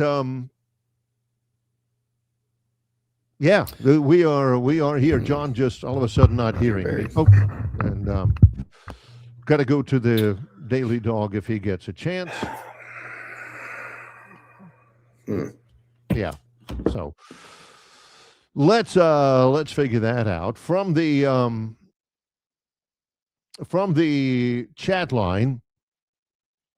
Several things of note, and again, Bob from Pike Road. A lot of the same stuff. Let's not go to Bob from Pike Road. It's, this and that and everything. From Tobias again, he says, we have real, Tobias is in Arizona. He says, we have real casinos here and a lottery, so Arizona residents don't have to cross state lines to game. I can have a staycation with my lady in Scottsdale instead of driving to another state. I'm no gambler. I don't. Not only have I never done it, if I had to drive, from my house, it's not far from Troy to Georgia. It's not far from Troy to Florida. If I had to drive down and stop at a gas station in Cottondale, Florida or something to buy a lottery ticket, I would have to have the attendant help me, okay? Because I see all those brightly colored things over there with the cash this and the this and that and all. I would have to have help. But, if it's the will of the people and they have it on the ballot for them to decide, I got no problem with it. I'm not judgmental or anything. It just, there's something. Chris said there hasn't been a vote on anything like that since 1999. Hard to believe. Very hard to believe. I didn't realize that. Yeah, Don Siegelman wanted to bring the lottery in around then. I remember it. But here's the thing I don't get. 80% of the people want to vote on it. And they won't put it on the ballot. Who is keeping it off the ballot? Well, those groups in Mississippi that have those casinos and those groups in Tennessee that got that lottery, and everybody surrounding us does not want to lose their customer base that is flocking from the state of Alabama to go send their kids to get them a Hope Scholarship in the state of Georgia. We talked about this during the 4th of July weekend. I'm a proud Alabamian. Love it. Lived here my entire life. Love it here. Been to a lot of places around this globe, but I've always come back here. But for the life of me, I don't want to bring somebody into this state and they drive across the state line and the first thing they see are fireworks stands at every corner at the first exit at the interstate. Oh, you can blow your hand off in the state of Alabama. Put your eye out. Fireworks galore. They don't sell fireworks in Florida. You got to come over to Alabama to pick them up. That's why they're there. Same in these other states. But we can't gamble, and the liquor prices are double what I can pay for it in Florida. To me, it's kind of bass backwards, as they've said, as my father used to say. Yeah. I do not understand that. And 80% of the people want it, but for some reason, we're letting outside influences dictate and control what we can vote on in this state. That seems a little whack to me. There you go. Now, no, Chris, you didn't miss the Phantom. No, it's coming. Chris loves the Phantom. Yeah, Phantom time. Hey, take a break. Oh, you guys need to. Chris is our de facto producer. Let's go ahead and rip the Band-Aid off, if you will.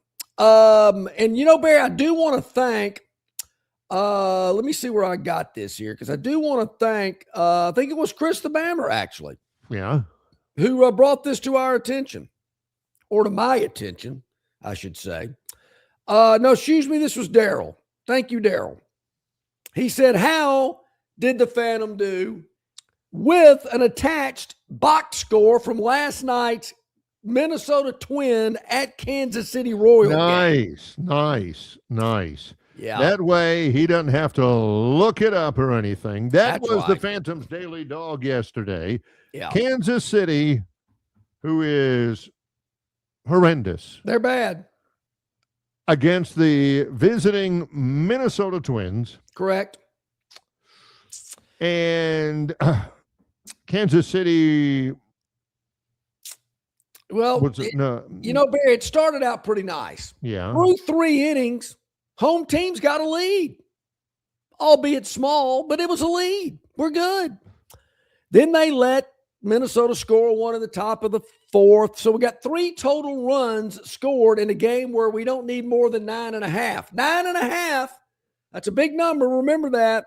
So we got 4 runs through 4 innings, and then we blank them in the top of the 5th and go to the bottom of the 5th. And for some reason, Kansas City gets hot, scores 3. But we're still okay. We got a total of 6 runs, no runs scored in the 6th or the 7th inning.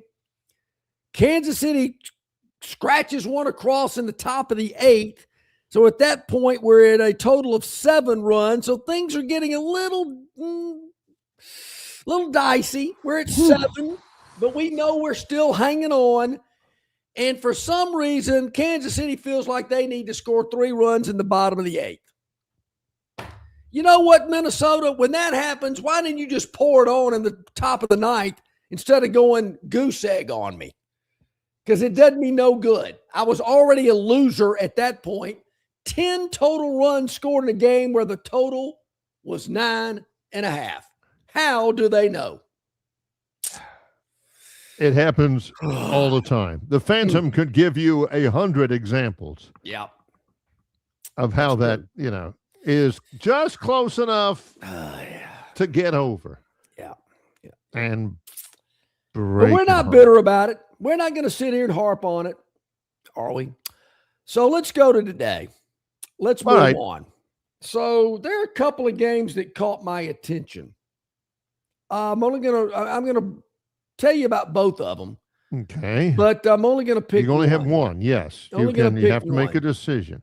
This one I thought was interesting. I think it's the Mets. Who they put? Yeah, the Mets. And the Guardians. Well, you know what, Barry? It's interesting because when I first looked at this an hour ago, the Mets were the favorite, and now they're a dog. So we're not going to talk about that game.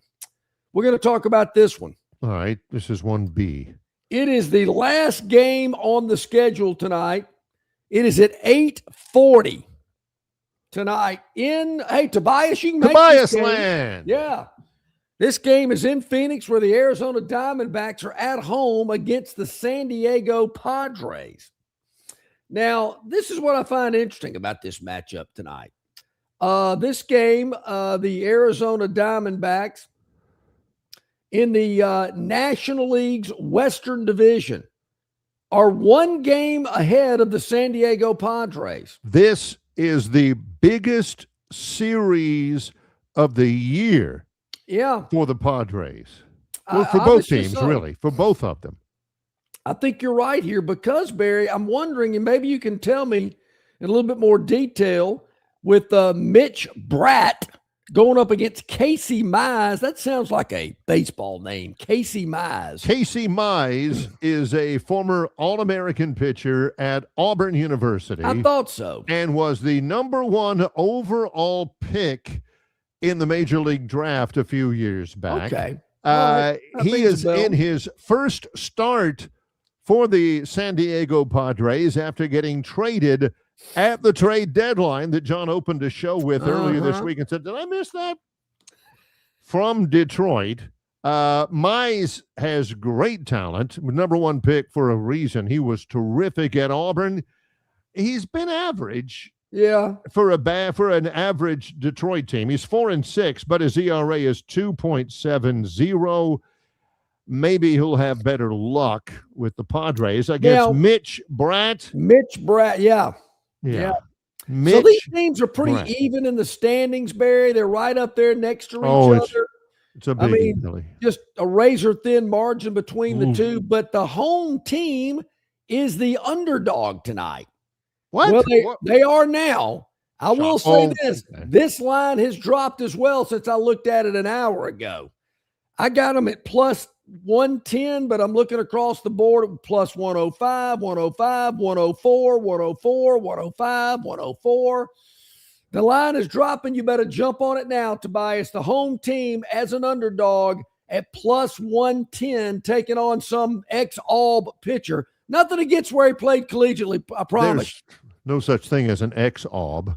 Once an Aub. You're right. You're true. Always an Aub. Yeah. I've heard that confirm this for me, Tobias, because, we look at every bit of information in making the decision. The forecast, 50% chance of rain in Phoenix for the game. Thunderstorms today with a high temperature of 109. It's a dry heat. It can't be 109. That's got to be a typo, right? Nah, that's about right. 109, I think it's like 112 in Vegas. Good gosh. It is. Barry, don't they play indoors? Well, they probably will today. Yeah, it's one of those retractable things. I'm going to give you if I got it here on my phone, just to be Yeah. Today in Palm Springs, it's 111, which is about 200 miles from Phoenix. So it's but there again, it's a dry heat. It's not this muggy, wet, moist, humid heat. That is our Phantoms Daily Dog for the day. Let's take a break. Back with more Longshore and McKnight in association with Yellowhammer News, presented by Bud Light. This summer, Dixie Electric Plumbing and Air is on a Jurassic hunt for the oldest HVAC systems and water heaters in town. If your system is a fossil, now's your chance. Replace it between June 1st and July 31st, and you could win big. We're giving $2,500 back for the oldest HVAC systems and $1,000 back for the oldest water heater. Even if you don't win, you still score major savings on your new HVAC system, water heater, generator, and or garage door. Don't let your systems go extinct. Call Dixie and local banking expertise, the newest innovations and technology, personal attention, genuine hospitality. It's all just part of the River Bank and Trust difference. They invite you to experience it for yourself. Welcome to banking above and beyond at River Bank and Trust. Locations throughout the River region, locations throughout the state of Alabama.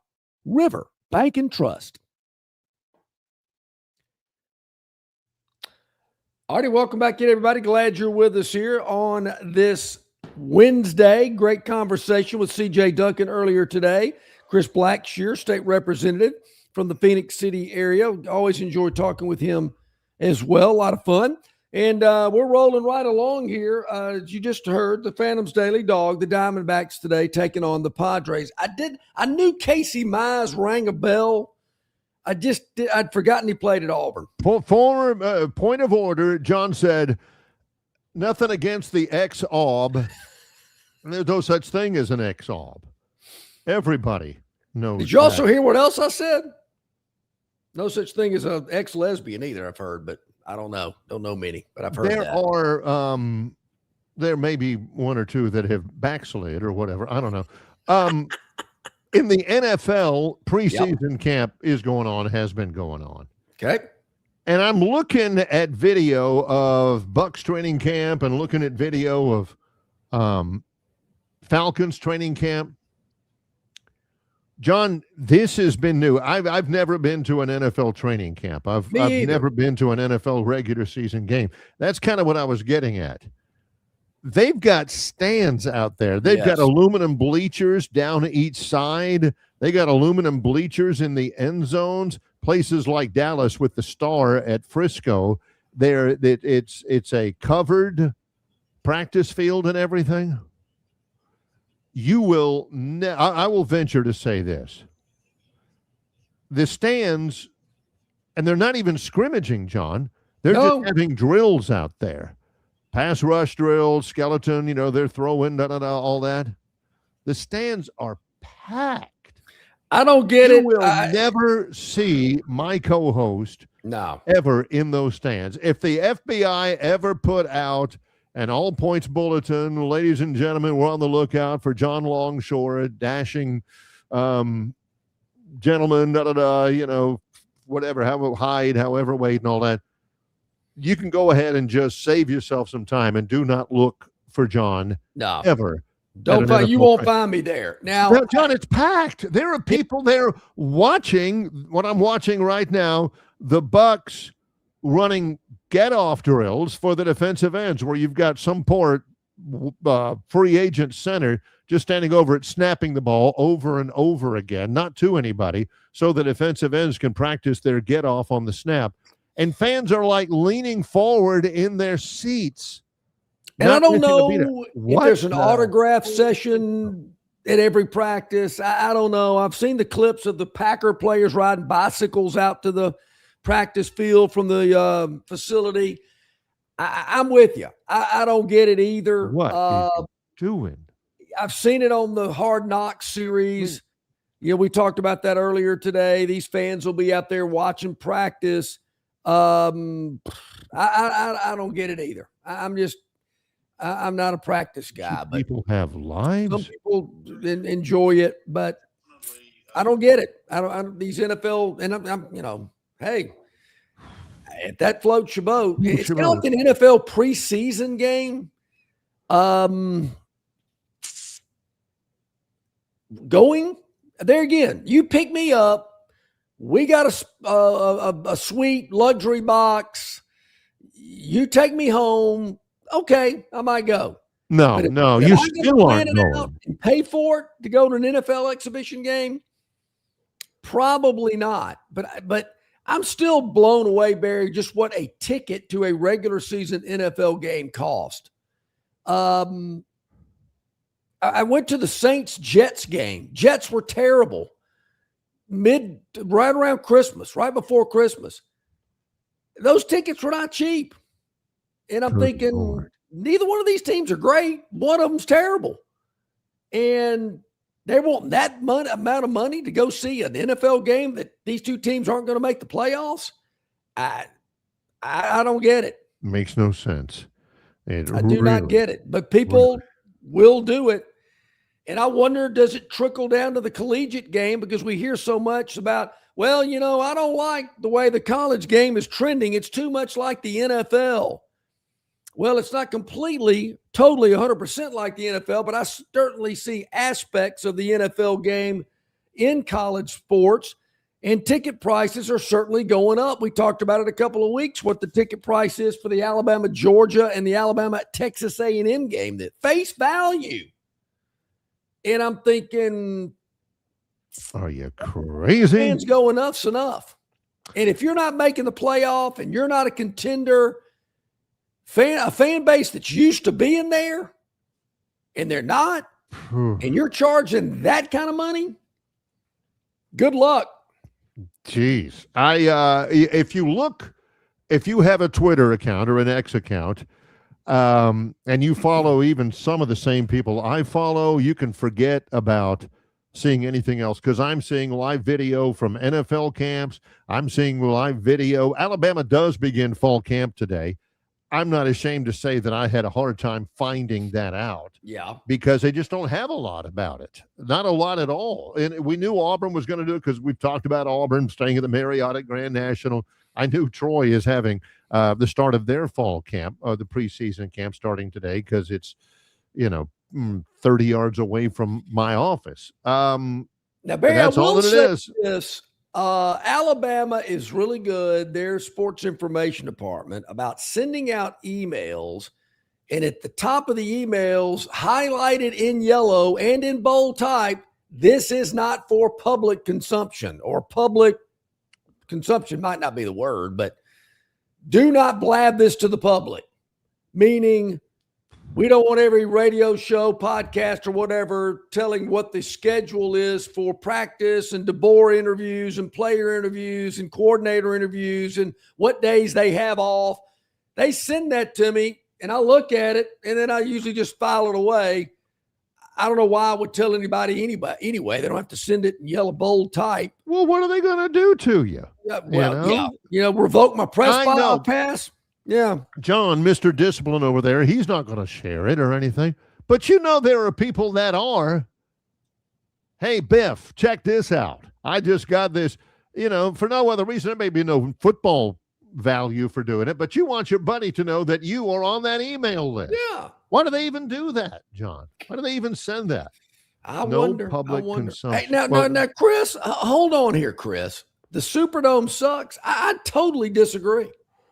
I don't know the last time you've been in the Superdome, but they've spent hundreds and hundreds of millions of dollars refurbishing that facility. They had to spend a ton to host the Super Bowl there recently. And I think they've done a really good job with it. It's in a great location, easy to get to from the corner. It is that. That's the number one thing I love about the Superdome is it is. Yeah. The video boards are all over the place now. They got a lot more premium seating areas, standing room only bars, concession areas. I think they've done a really good job with it. For a facility that's over 50 years old, it's amazing to me. I have no problem with it. When we come back, it is the Gurn Jr. Victoryland 777 topic wheel. It's Longshore and McKnight in association with Yellowhammer News, presented by Bud Light. Hey, you want your property looking its very best this spring and summer, and River Region Straw has premium long needle pine straw to make that property pop. You're not buying sticks, stems, or pine cones. You're buying premium long needle pine straw from River Region Straw. Kenny and his staff have access to the best pine straw in the region, full of color that will last all season long. And now River Region Straw has a fourth location in Chelsea on Highway 280 to go along with their locations here in Montgomery, Prattville, and Auburn. No order is too big or too small, from a few bales to an 18-wheeler trailer load. To get your River Region Straw, drop by any of their 4 locations or give Kenny a call or text today, 669-5959. That's 669-5959, and have the best-looking property this spring and summer with straw from River Region Straw. Don't miss your chance to win big at Victoryland Casino. Play the latest, hottest, most exciting games around with fun bonuses and big jackpots. Don't miss out on your free play. Stop by Player Rewards today and check out this month's exciting free play promotions. Come see why our players keep coming back. You'll have more fun at Victoryland Casino, where you can be a winner too. Victoryland Casino, located off I-85 exit 22, Shorter, Alabama. Must be 21 or older. All righty, welcome back in, everybody. 9 minutes to the top of the hour here on the program. 6 big topics. I see it loosening up there in the green room. A multitude of colors. What do you think we got here on the Victoryland 777 topic wheel today? Brought to you by Victoryland 777 Casino, exit 22, I-85, Shorter, Alabama, where you can be a winner too. It is crisis time. Yes, it is. What do we Time got? to panic. It's happening. It's happening. Gianni Infantino. Yeah, this was the guy. He's the head of FIFA. He was the one that brought up to everybody that they're going to sell commercial rights to the World Cup. And they say, no. The proposed sale of 20% of FIFA to private investment to raise $4 billion. And the fact that Trump owned a company that was going to be part of that did not fly well internationally, and he's had to back down. No, I didn't mean it. It is a bad idea. It is a terrible idea. And now that guy is fixing to get fired. Not good. Yeah, not good. Not good. Ugh. Not good. That's a good start, though. That is a good start. I like that. That's a good. Hey, did you get a haircut yesterday? Day before yesterday. Day before. I can tell. Looks Yesterday was good. my Very favorite. well groomed today. Nice. Yeah, good look. I like that. Yeah. I can tell. Yeah. I get Good job. 2 a summer. Who's your barber down there, Floyd? No, it's Sarah. Sarah. Sarah. Her name's Okay. Sandra. Sandra. Over at Split Ends. Shout out to her. Split It's right Ends. behind Hook's Barbecue. If you ever come to Nice. Troy, need a haircut, right behind Okay. Hook's Barbecue on I'm gonna go see 231. Sandra. Awesome. She's She great. does good work. Shout out. All to right, 5 to go. Let's see what we got. All You right. can't tell if I get a haircut. That's a problem. I can tell you got one. All right, cool moment. Cool moment. This was a cool moment. Maybe it's a bear, Time for a All right, cool change. here we That was go. Little River Band. George Lombard, his dad played in Major League Baseball. His Major League debut, this is the Yankees. He is a top prospect, 21 years old. Let's take a look. There he is. Boom. He's going to be a great player. You'll hear his name a lot. All right, now watch where it lands if you get a chance, if we hold out with Okay. it. Ooh. I think that's his dad. Yeah, George Lombard Sr. I mean, what are the odds? I like this. I like this. If that's his dad, something about it landing in somebody's hat, I don't know. But yeah, that's his debut. He's going to be great. His dad played. His dad was a great athlete, beset by injuries back in the day. So there you That is go. awesome. There you go. Oh, Very man, nice. What a clip. Those Yankees, those pinstripes, they'll do Oh it yeah. every Hey, time. this fan got it. Okay, this guy. All right. Is that Danny Canal? Got it. Bruce Roberts, Army resident, and they agreed to give it to George Lombard for no charge. Just they wanted to meet him. Yeah. And there you go. know what? That's What a nice guy. You know, and even his now, dad came over and thanked him. Very nice. if I'd have caught that ball when I've said, $5,000, I mean, would be What bad. have I got in this hand that would make me forget what's in this other hand? Like in Yeah. Well, you like got in no in Beverly your Hills pocket. Cop You might as 2. well Yeah. ask. Yeah. All right. Mhm. That's All right. a good one, Gurn. That's a good one. All right. Let's see what else we got. Bears fishing for salmon's got to be something. All right. No kidding. There's got to be a bear one. All right, 2 in, 4 to go. Double stuff. I think this has been a topic title before. Double stuff. Yeah, which I like is an regular Oreo reference. Yeah, I like the thins actually. All right, we're talking about the lowly Cleveland Browns. Shedeur Sanders, Deshaun Watson. Watson he's kind of insinuating himself in there. Yeah. He got the huge contract, and then he stunk, and then he got in trouble for some off-the-field activities, and he has twice torn his Achilles tendon, which we talked about the other day. Shedeur, he was in the Pro Bowl last year. He was not very good. The only reason why he was in the Pro Bowl is none of the other quarterbacks who got Pro Bowl nomination wanted to play in it. He said, I'll play. I don't think Sanders is the answer. Again, Watson would be great. I think he'd be great. Yep. If he stopped getting hurt and stopped messing around with massage parlors. Cleveland's another team that needs a uniform redo. You can't do much with orange and brown, John. Did I dream this, or did they once play a game with white helmets with the orange and brown stripe? They did. Yes. Okay. Yes. White helmets, people. It's the way to go. White helmets. I've heard that. Back at it. All right. 3 to go. Red, 3. blue, yellow. Let's see what we got. We'll go with, this looks like it'll be blue, although the subject is Red Wave, which used to be the name of the mascot of the Troy State Trojans back in the day. Yep. From 1909 to 1930, the Troy teams went by several different, including the Red Wave. It was a play on the Crimson Tide. One of Troy's coach at the time was an Alabama alum. This is Tulane right here. The Green Wave. The Green Wave, which mostly is like a pale lime froth. Yeah.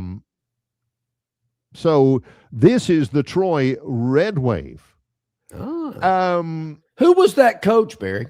Charlie Bradshaw. Yeah, I thought you were going to say that. His late yeah. son was a fraternity brother of mine. Yeah. Look at these. I haven't seen these pictures before. This is kind of dumb. That's Ralph Adams, who was the president of Troy State University, many. But they have a Trojan horse. Let me tell you, the Trojan horse was the downfall of Troy. Ooh. That is no mascot. That is, by gosh, the way things needed. If we could ever figure out, now that we don't have the track, if we could ever figure out a way, it used to be a Trojan princess. She was a girl dressed as a Troy princess, and she would she'd ride up and down on that white horse every time Troy State scored a touchdown. These are the days of now. The starting linebacker is bringing the mascot out. Now you're talking. Look at that. There you go. All right, pretty good. Pretty good history lesson for the old Troy State. Here's to the school we love. We are Trojans, one and all. All right, like that one. Let's spin it, see what we got. Yeah, Troy has started preseason camp as of right now. They are underway. Heated up. Okay. All right. Who got kicked out of practice? If you're talking about Jeffrey Simmons, he is the most highly paid Titan ever, even including Derrick Henry. Very good defensive tackle. Simmons and Cam Ward, their quarterback. Oh, it wasn't there. They got an argument, and then he threw a tackle. He threw a punch at former Alabama player J.C. Latham. Wait a minute. During 11-11, and Simmons, who's got 3 years, $105 million, got kicked out of practice. Man, you can't do that. You can't do that. He's at the time he was the richest defensive tackle in NFL history. That got beat a week ago. Act like you got some smart to you. Come on. John would tell stories about preseason camp at JD. It's hot. Nobody's happy to be there. And there would be fights. There's always fights, John. As long as there's preseason football, there's fights. That's right. Longshore would not be in them. No. But he'd be over there egging them on. Hey, man. Oh, sure. Do you hear what he said? I didn't hear all of it. You going to take it with your mama? Yeah. Are you sitting there? You going to take that? Come on, man. Your mama. And it was amazing, Barry. It took the coaches had a hard time finding their whistles. They'd let it go for a little while. Thought it built character. Sure. And then they blow those whistles after about 45 seconds or so, which is a long time. Particularly when you're losing. Yeah, it was good. All right. Loved a good fight in preseason camp. Let's close it strong here. Let's Friendly confines. One more on the Gurn Jr. Victoryland 777 topic wheel. Friendly confines, which is what Harry Carey used to call Wrigley Field. That's right. Up, and that's where we're at. Tarek Skubal for the Dodgers looked strong. Again, we mentioned he's the two-time defending AL Cy Young Award winner. He got traded to the Dodgers. He looked pretty good. Looked pretty solid out there. He is a really good pitcher, but Dodgers lose. I'm not thrilled with that uniform they had on last night. No, And the Dodgers, reason I know that, Barry, that was a nationally televised game last night. Oh, it was huge. It was at Wrigley Field. It was Dodgers, Cubs. Skubal, his first start as a Dodger in a big game. And the Dodgers ended up losing it 5-1. That means that's a five straight losses. Yeah, 5-game losing streak for a team that is spending money like it's going out of style. I picked against them 2 days ago, and it's just, it guy has a lingering effect. Yes, it does. Well, hi, Barry. That great day today with C.J. Duncan and Chris Blackshear. Tomorrow, Jason Caldwell, Auburn 247, and Rodney Orr, the Tiger Insider. And I know Theotis, Josh will be on with us on Friday. The guy's so nice about moving his schedule based on other guests we have. So it's okay, Theotis. He'll be back. Don't you worry. Yep. That's our program for today. For John Longshore, I'm Barry McKnight. It's Longshore and McKnight in association with Yellowhammer News, presented by Bud Light.